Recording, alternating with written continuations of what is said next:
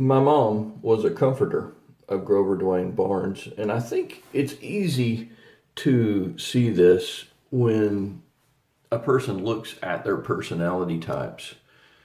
They were married in the early 60s and eventually in the late 60s moved to Jackson, Mississippi to work at Jackson State.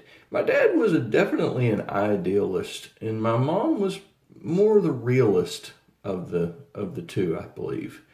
And so the idealist has inspiration and motivates lots of people. He did this. He worked at Jackson State University. He was a supervisor of graduate students there. He worked with the Emmanuel Club. He was a deacon in charge of benevolence at our church. And he was our Boy Scout master. So my dad did a lot of things.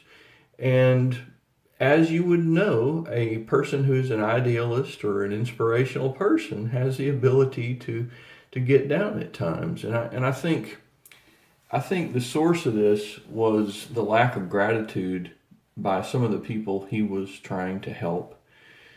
And in a previous video, I had mentioned that he was criticized for working at Jackson State, but I want to add that that was not a common thing around his circles. That was a few people, though there were a few people who criticized him, but sometimes it only takes a few critical people, and balance that with the ingratitude of the people you're trying to help, and there comes discouragement. So my mom was there to encourage my dad. She worked right at his side as she could. There were times that her health prohibited her from doing that. One of the things that my dad told my sisters and I is go where you're wanted. Go where people are happy to see you. That's kind of a difficult thing because that involves a person weighing the benefits they're getting against the happiness of the community that's being served.